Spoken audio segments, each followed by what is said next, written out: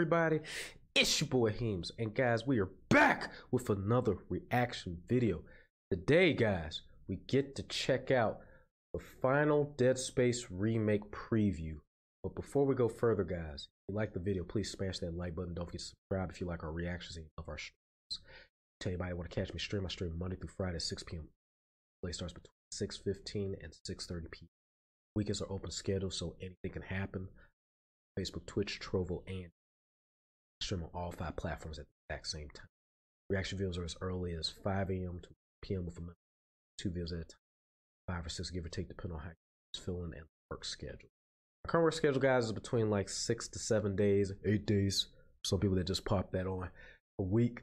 So with that, guys, I'm either going to be doing sometimes doubles, but more importantly, just working more single day pickups. So to everybody out there, guys, I'll definitely keep you guys posted and let you guys know what's going on. And on the case that we do have to do a double, which will be this week, I will let you guys know. Scale back on content, try to move stuff around. But follow me on Instagram, Twitter, Discord, and Snapchat for updates. But yeah, guys, I'm definitely looking forward to seeing this. It's actually coming out this week. And this is neck to neck with Forspoken, which is making it hard to decide. But you guys voted for it. We are going to get both. So bear with me, guys, as we try to get things popping without further ado.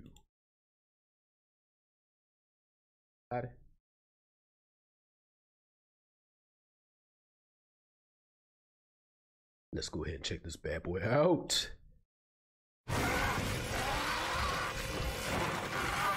Man, even just that intro. A few days ahead of visiting EA Motive for our Dead Space focused IGM first, I played the original game for the first time since 2008. Texture on that suit, even with I only the blood intended to splatter, play is the different. first hour or so, but 7 hours later, I found myself still battling through the rusted corpse of the USG Ishimura. I always knew Dead Space was a modern classic, hair. but I was surprised just how well it stood up. He definitely had hair back then, but it looked like it was super matted down. Like just because back then on PS3 and like some of the previous gen consoles, they couldn't quite get the texture down to where they can actually have it look as they do now. These years later. And so I headed to meet the developers with a slightly cynical mindset. What was the point of remaking something that remains so brilliant?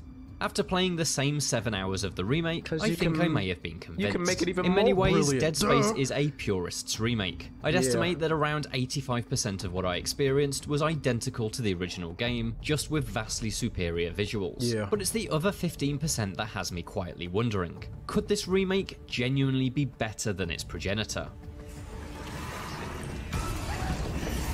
Honestly, I think so, with all the little extra details and stuff that they're adding to it, not just with the visual, but more cutscenes, more interactions, difficulties Many with of the these enemies. changes are gameplay I think that's going to make it a lot more several better. of which are drawn directly from Dead Space 2. The zero gravity sequences now allow you to move freely in all directions, now you couldn't even rather do that than before, hop from damn. surface to surface. This obviously allows for a better sense of freedom, but segments redesigned around this ability are notably more interesting than their original counterparts. Because back then, all you could do is like just bounce up from wall to wall. Now, to anybody that's played Dead Space before, if I'm forgetting, please let me know.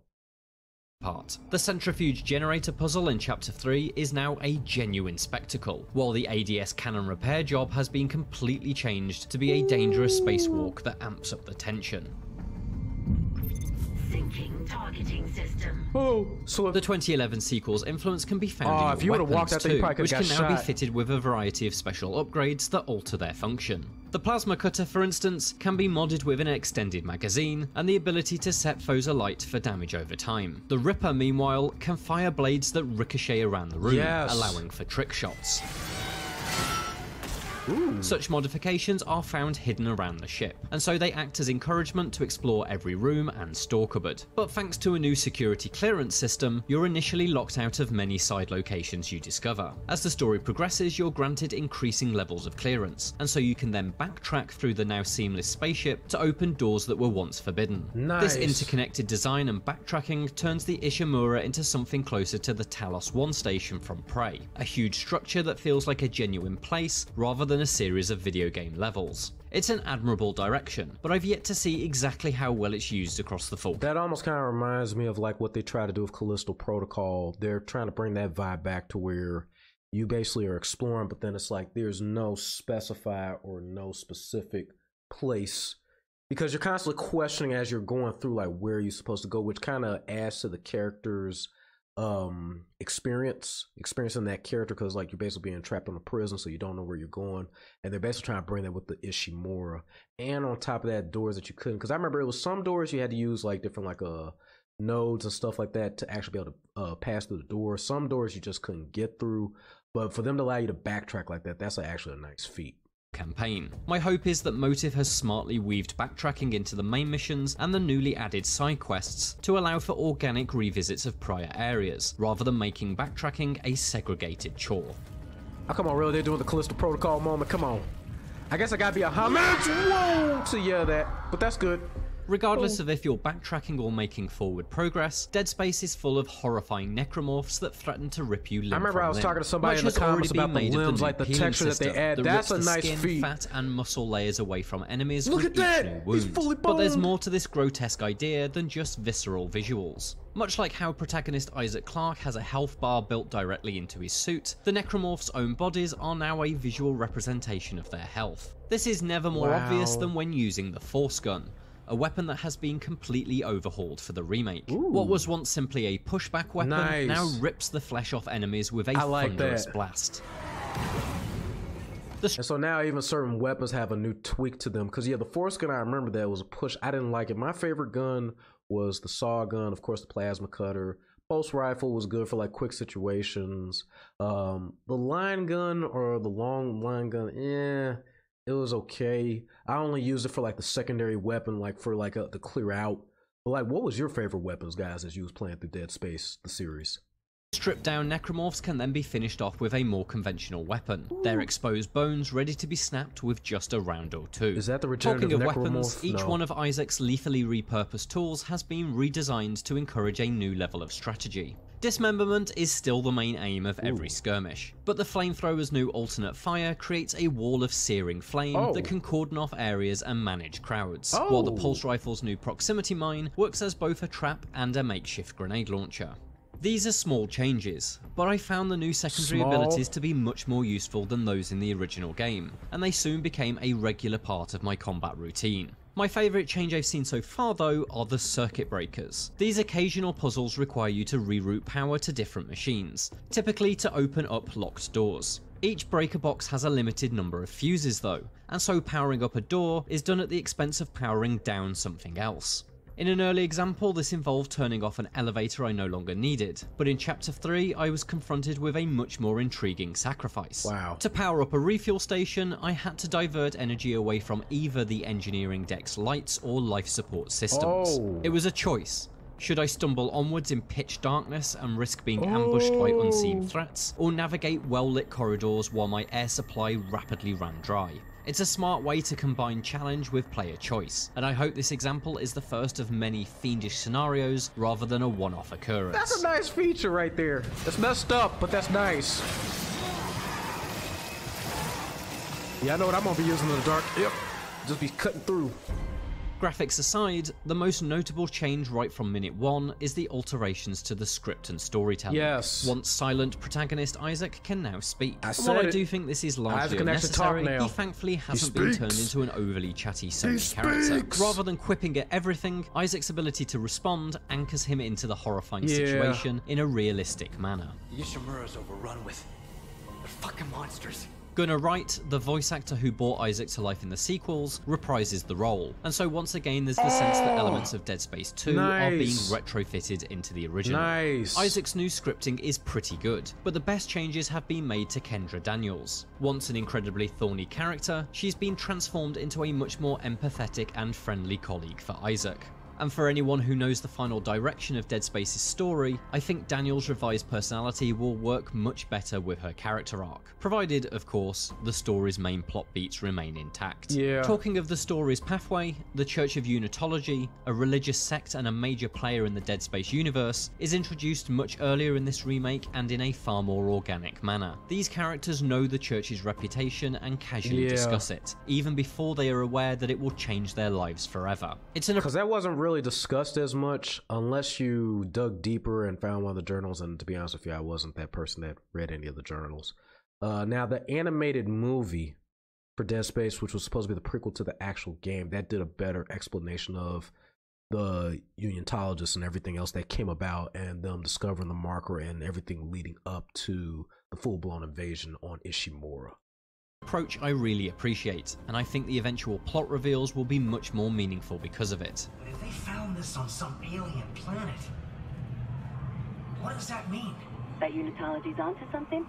Unitology's full of shit. Motive has made many smart changes to Dead Space, but it never shakes things up to the point of being unrecognisable. The result, at least across the first several chapters, is something that feels similar in philosophy to a director's cut, albeit a director's cut that's completely refilmed on brand new sets. Yeah. This experience appears largely the same as the 2008 original, but honed and polished to a beautiful, gory finish. Yeah. As such, this remake will likely work best for brand new players or the most dedicated Dead Space fans. I heard something up there. Something big. Watch your back. As someone who loves the original game, I found what I played an absolute thrill. But for less invested fans, the value is of a more questionable quantity, since even with the changes, this is an incredibly similar experience. As such, I don't think Dead Space will be as essential and transformative as the Resident Evil 2 remake was. As the best possible way to play this landmark survival horror though, I have near enough no doubt that Dead Space will succeed in that mission. For more from the Dead Space remake, check out the first 18 minutes of the game and how Isaac's suit was redesigned. And for everything else, stick with IGN.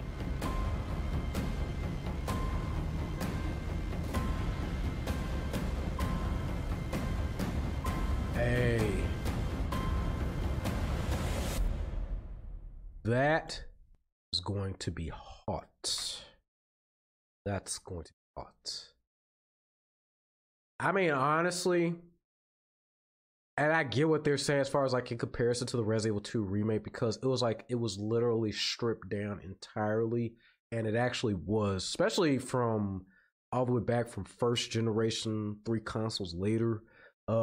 It's definitely night and day. Everything was redone just about. I can see why they're saying that it would definitely be more of a difference, especially with Dead Space, because Dead Space, it still follows the same formula. As you could see, everything pretty much runs the same as far as scripted wise, as far as the games. But I would still like to say that it's definitely some noticeable changes, definitely some differences as far as like script wise, cutscenes, gameplay, even like with the doors and stuff like that. Now you have more access, so it almost gives you that feel of like you can still use that beacon to guide you, but like they kind of add in similar stuff that they did from Callisto Protocol, where it's like if you didn't use it, it can actually make you feel that more fear, more intensity as you're trying to like explore your way and survive.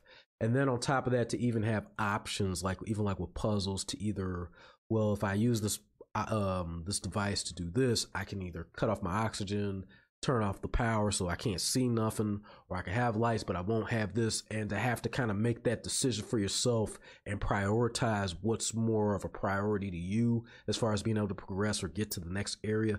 I think that's another neat feature that they added to that. Like, all in all, this is definitely worth it. I definitely would like to see it. To anybody and everybody, what were your thoughts from watching this? Did you have any gripes anywhere in between? Did you like the commentary? If you did, please make sure you hit that like button. Don't forget to subscribe and leave your comments too. Let me know what you liked, what you're looking forward to as far as with the game. What games are you looking forward to going into the rest of this year? All that and more, guys, in the comments below. To everybody, it's your boy Heems Cats Gamer signing out. I'll see you guys soon. To everybody out there, peace. Till the next video.